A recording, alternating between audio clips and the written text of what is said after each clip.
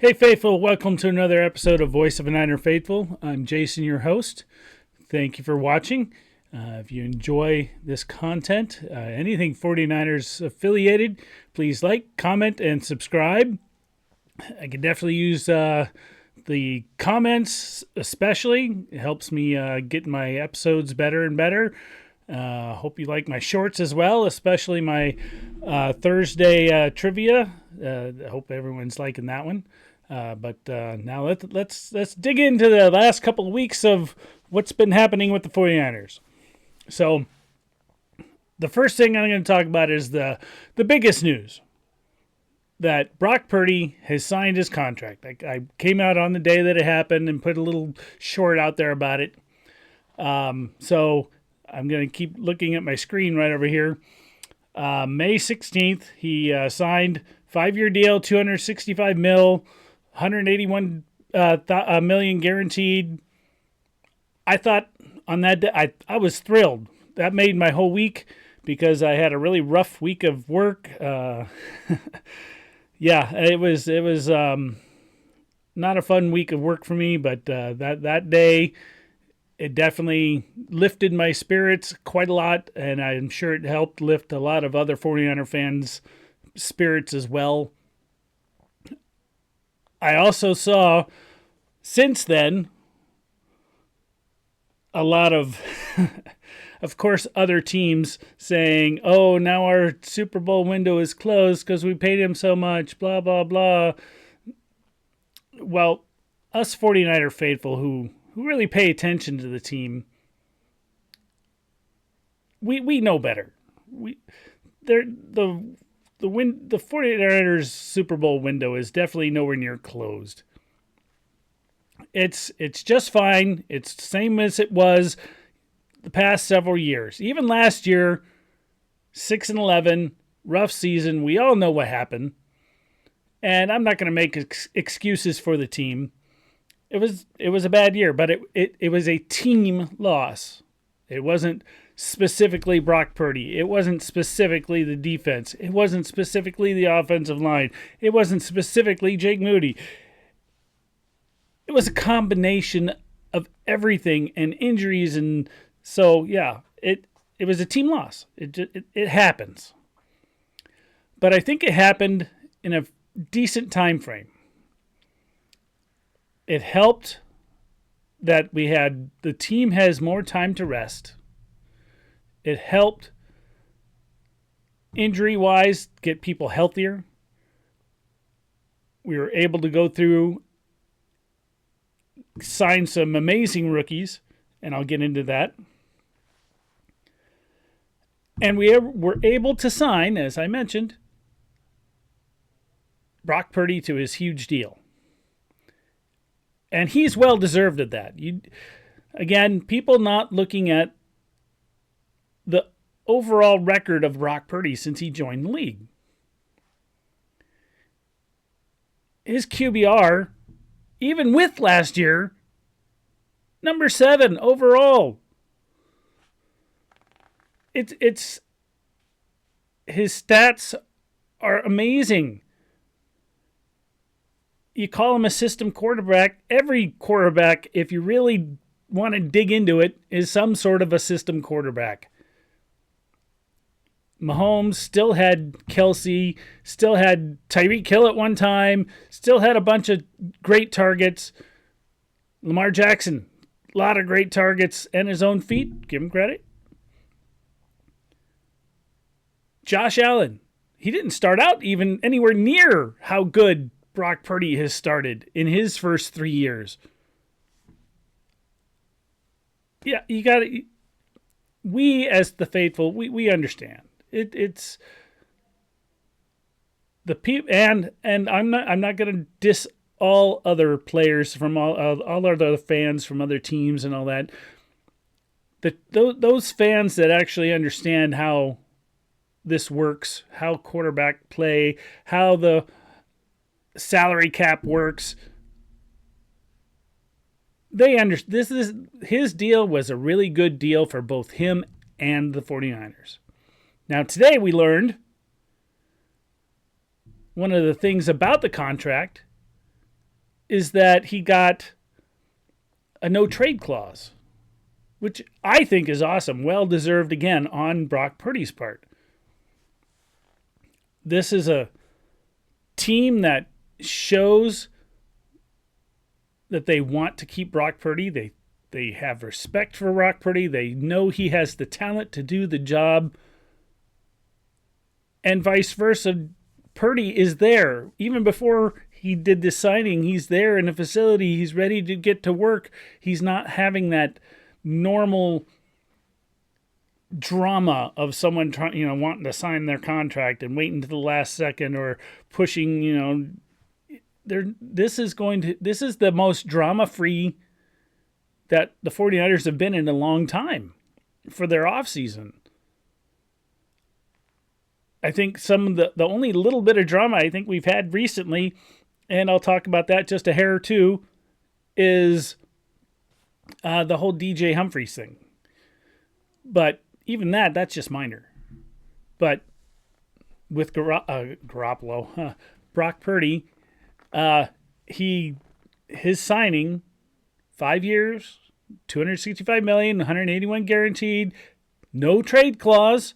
And that part I learned from both. I heard it first from David Lombardi, and then I saw a post on X, I think it was, from Mike Garafolo. So that's one of my new things I'm going to try to do. I don't think I've been doing it as much as I should. Try to give credit where credit is due. Where do I find my information? That sort of thing. I'm a fan. I don't have access like the insiders, as I heard them called the other day, Garafolo and those guys. And then I don't have the inside access like David Lombardi or Matt Miyoko, Jennifer Lee Chan, or any of the ones that any of those journalists that can get into the into the facility and that have interviews with the players. I'm just a fan. So I have to get my news from where I can get it. And then I can give you my opinion on that as a fan. So my opinion is that this is an awesome deal for both the team and Brock Purdy. And I think it's going to show this coming season. Now, just, April 29th, so was less than 3 weeks ago, George Kittle, 4-year, $76.4 million. Holy crap. 2 of our main pillars signed already. Most of our other pillars, and yes, I'm stealing the pillars thing from David Lombardi too. I really like, he's really good. But the pillars are coming together. Most of them are fully signed now. And I'm going to bring this up now. It's number 5 on my notes over here. But I'll just bring it up now. Warner is close to finalizing a new contract per NBC Sports Bay Area. And let's see what I'm going to bring that up. I still have it up on the screen here. Let me bring it up. Oh, it's read more. That Star Fred on 49ers Talk, co-host Matt Miyoko and Jennifer Lee Chan, they discuss sources telling NBC Sports Bay Area that the star linebacker Fred Warner and the San Francisco 49ers are close to finalizing multi-year contract extension ahead of the 2025 season. Again, that's huge. Another pillar locked down. These pillars are the most important part of the team. Yes, rookies are awesome. Yes, some of the one-year deals here or there. Or, excuse me a second. Or the 3-year deals of some of the other players that I'll get into in a little bit. Yeah, they're important. But you got to have those pillars. You've got to have those players that are core to the team. And most teams have them. Most teams have about 7 or 8, just like the 49ers. The 49ers have so Brock Purdy, say Kittle, obviously. Trent Williams is one of them. I'm even going to say, with the big signing last year, yeah, there was a lot of drama and then he got hurt. I'm still going to say, and because I still think he's a great player, Brandon Ayuk is one of those core players.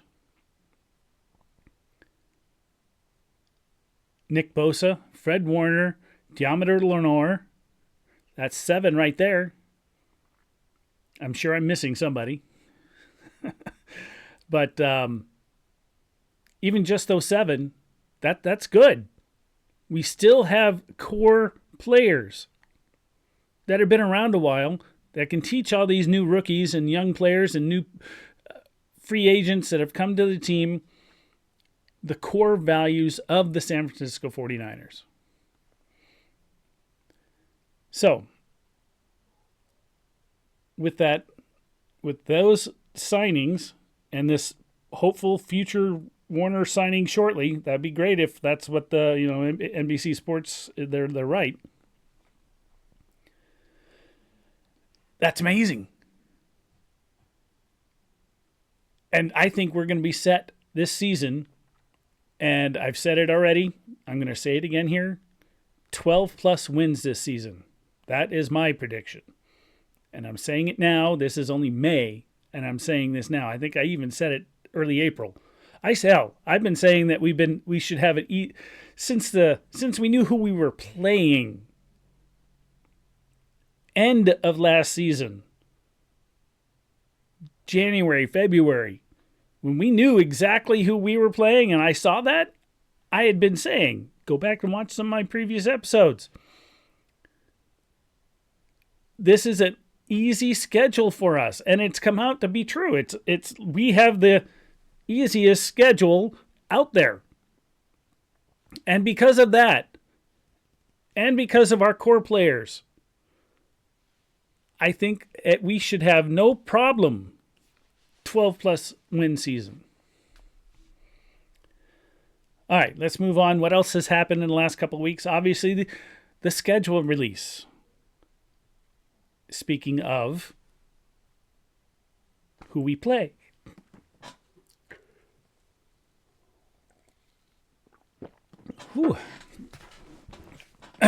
So, schedule goes as follows. Let me bring it up here.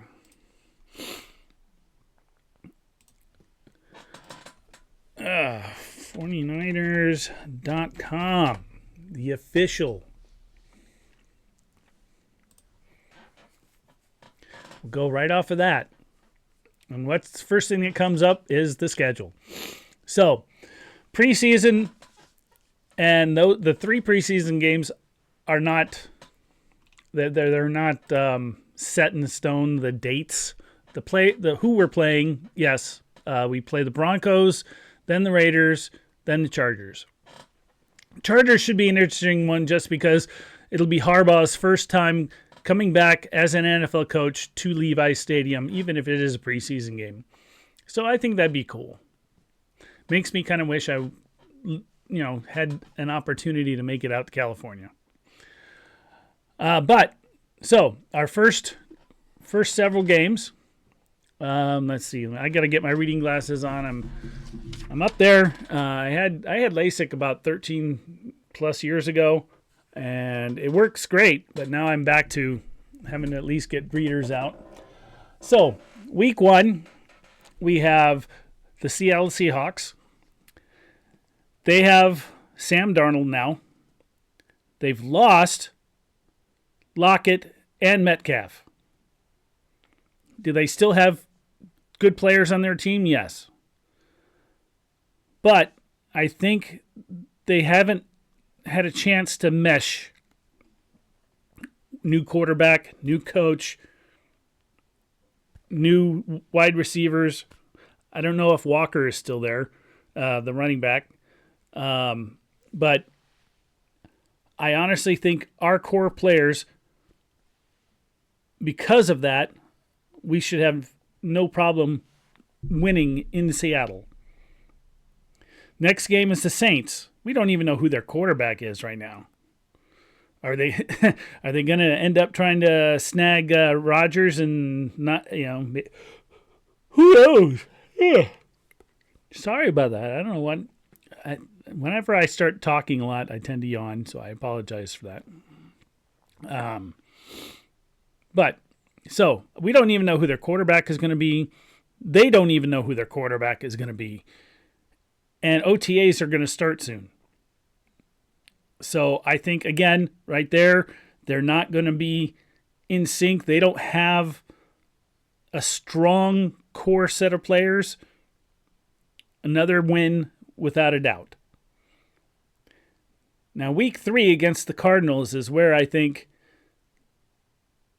there's a chance. I think we'll win it. But the Cardinals, their coach knows us. They have the core players. They just signed McBride to a big deal, but right before George Kittle. So they have the talent. I'm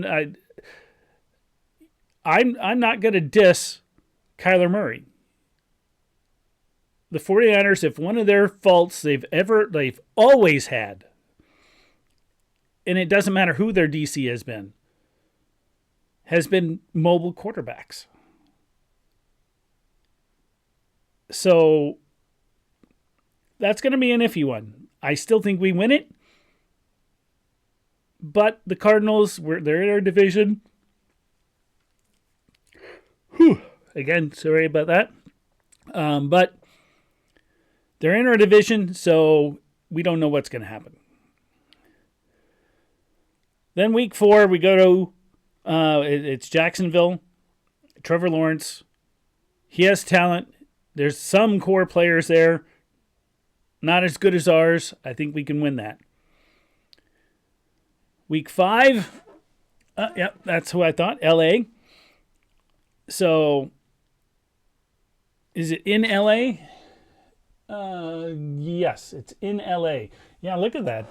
I think I read this earlier too. That 1, 2, 3, 4, 5, 6 of our first 9 games are away games. But yeah, so it's going to be rough for you guys out there in Cali, not being able to see them as much. I'm in Wisconsin, so I probably won't get to see them at all. I think my closest games are going to be in November. The Browns game or the Colts game. Those are the closest games to where I live. So I'm not sure. It'd be nice to make one of them. I think for me, the Colts game might be the best since it's an indoor stadium, and that's going to be in the middle of December, near Christmas. So we'll see. But anyway, lots of early away games, and again, week 5 is technically an away game, but hey, we all know it's Levi South, so. I think we have a better chance this year of winning to beat the Rams again without a problem. I think we're going to sweep them. Tampa Bay, week 6. Again, that's an away game going from full West Coast all the way down to Florida. Long trip. Yeah, it's going to be a rough one. An early game for you people in California. Since I'm in the Central Time Zone, it's going to be noon for me.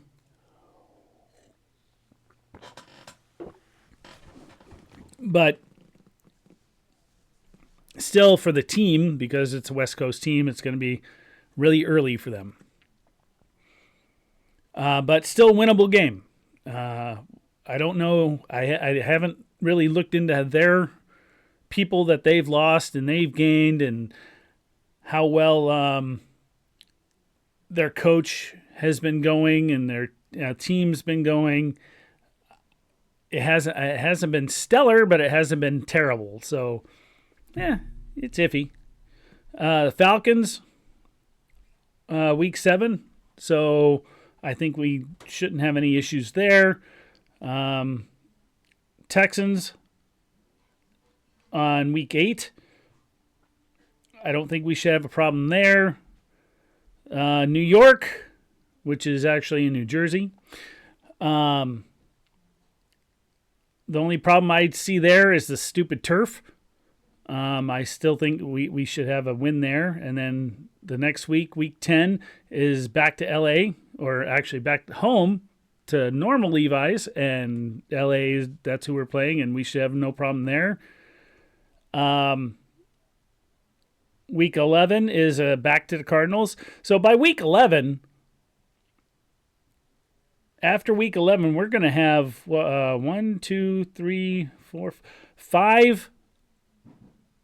of the 6 games against our own division opponents done. That's crazy. Usually, I mean, we have Seattle the first game of the season and the last game of the season.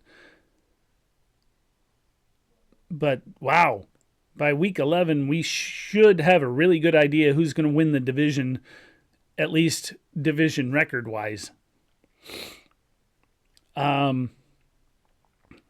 Week 12, the Carolina Panthers. I think we should have no problem with that. Cleveland, week 13. There's one of those iffy ones, because Cleveland, they might not have the greatest offense in the world, but they do have a really, really damn good defense. So that's something to watch out for. Hopefully by that time, our rookies have been ingrained really well, and we should do pretty good.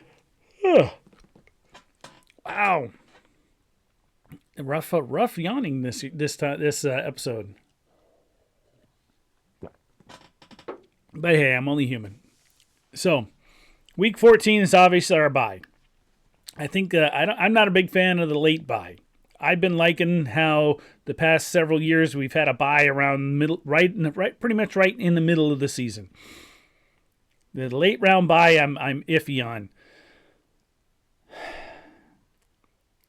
Just not just because it, our last 4 games after that, the Titans, the Colts, the Bears, and then the Seahawks again, I think are all winnable. We'll be rested after the bye, and then 4 games, and hey, who knows? Maybe we'll have such a good record that we could actually pull off a first round bye. Who knows? But I'm really think, and this isn't just because I'm a 49er fan. It's just because it's such a light schedule. We could win enough games to win the NFC Championship, or to at least get to the first round, to win the first round bye, and then get into the playoffs with the first round bye. So I think with the way the schedule is set up, it's also we don't play anybody right after their bye. And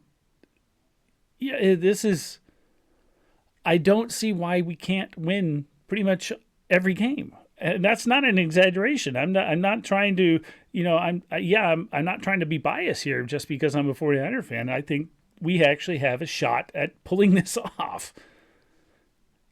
So I guess we'll just have to see. So, speaking of people that we have signed, because, talking about the schedule, talking about the rookies that have to learn their places in that schedule, for that, how well they're going to learn throughout the weeks.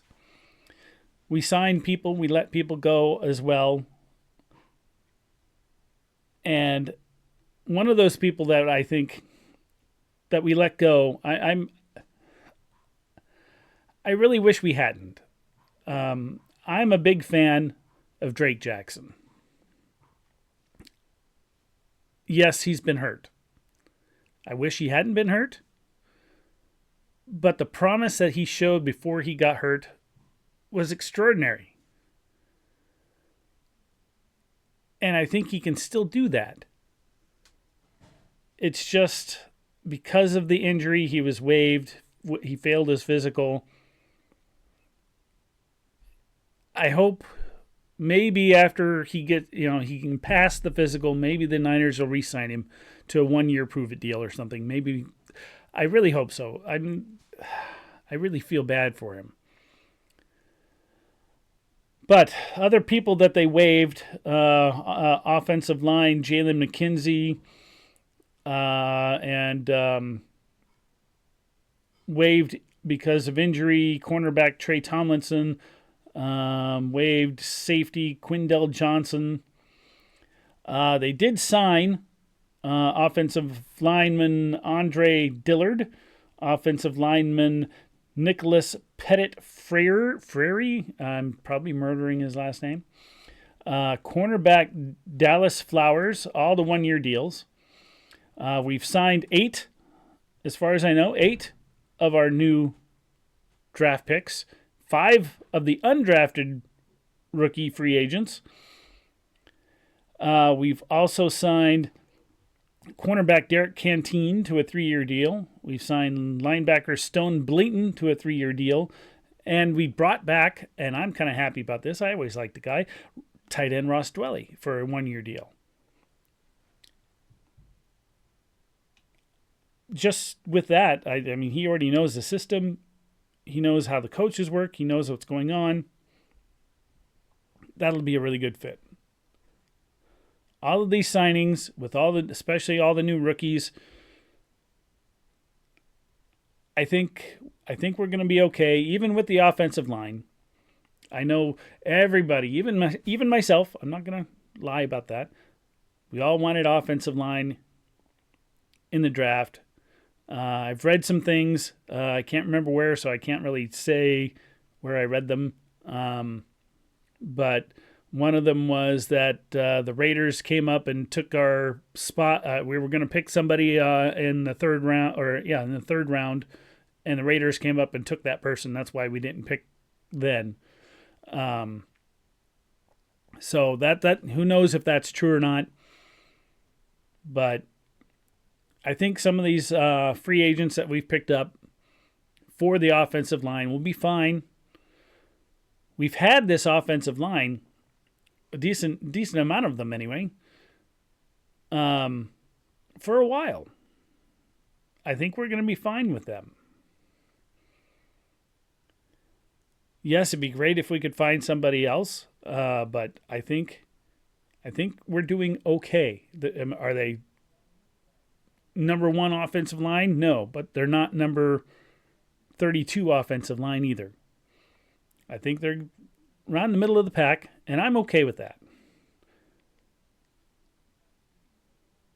So, other things that have happened.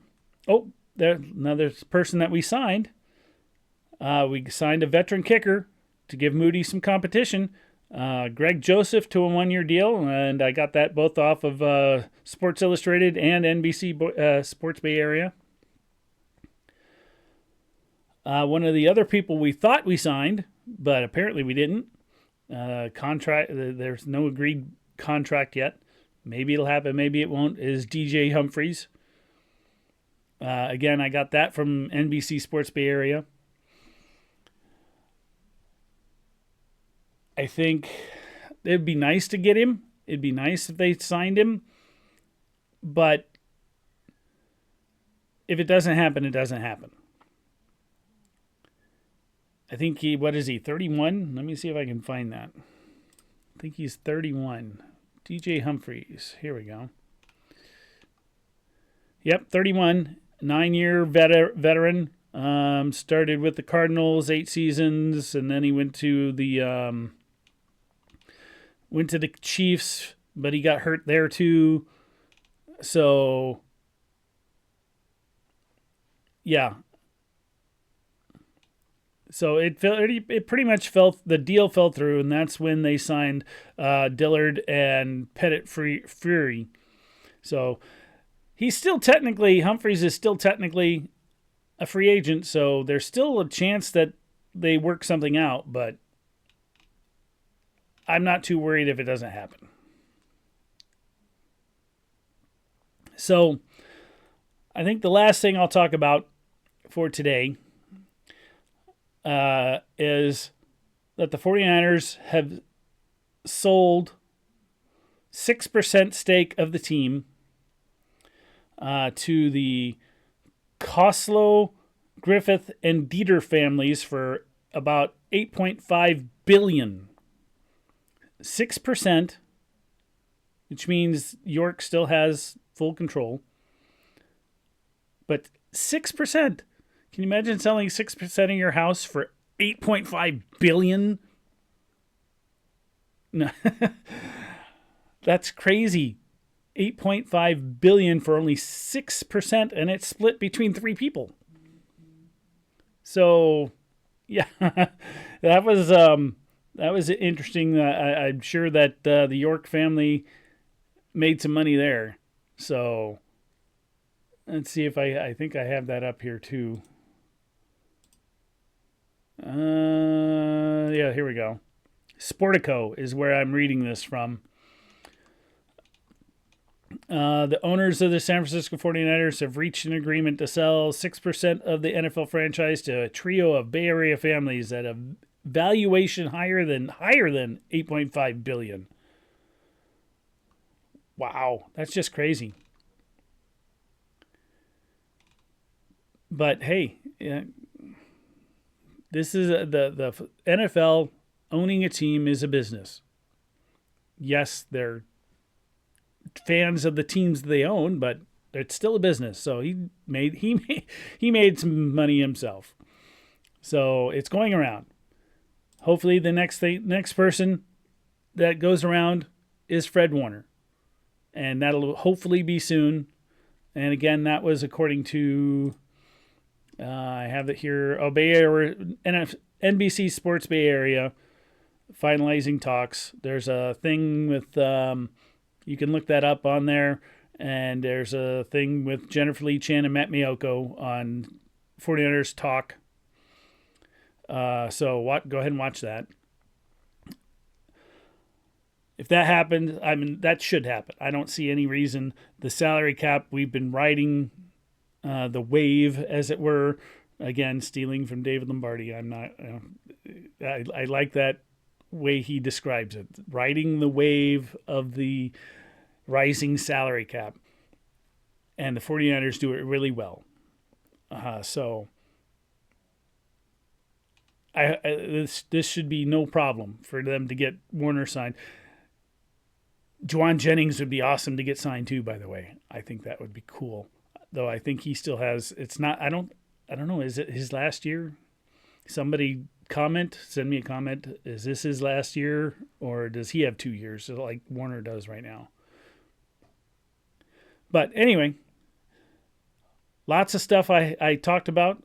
I went over Brock Purdy getting his contract signed, mentioned George Kittle's contract signing, talked about the schedule release, talked about Warner's possible signing, talked about a bunch of other free agents and rookie signings, and several people that got waived, and one of those being one of my favorite people that I thought was going to turn into somebody great, Drake Jackson. I really, again, still hope they bring him back.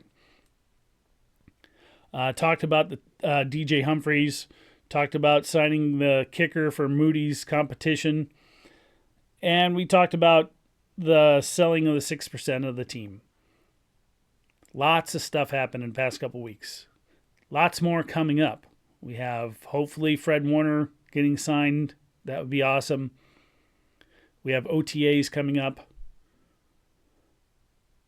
We have, I read somewhere, let me see if I can find that. I'm going to look it up right now. Something about possible new uniform. or maybe they'll do the black one again. I'm leery about getting the black ones. I mean, my wife got me the black one with Purdy, and I was wearing it the other day when I did one of my latest episodes shorts. But I also I have a Garoppolo black one and I have a Kaepernick black one, and the year I got them was their last year on the team. So yeah, I'm leery about the black ones. But yeah, let's see about 49ers new uniform. 2025. All right, the 49ers will debut new rivalry uniforms in the 2025 season as part of the NFL's initiative to highlight rivalries. These uniforms are community-inspired and designed to capture the unique spirit of each city in the franchise. The 49ers are one of the first teams to participate along with others in the NFC West and the AFC East. But it doesn't say what they will look like. Let's see. The 49ers to debut new Nike uniforms.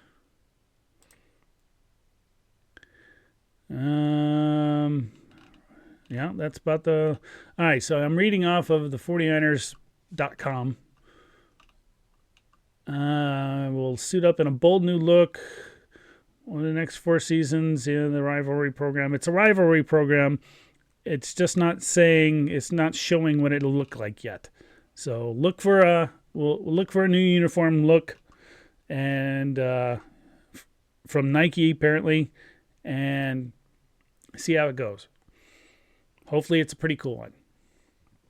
All right, with that, this has been a pretty decently long episode, so I hope you all stayed tuned and enjoyed. And if you did, please like, comment, and subscribe. And look for my shorts and Thursdays 49ers Trivia Thursday. And we'll see you next episode. So go Niners.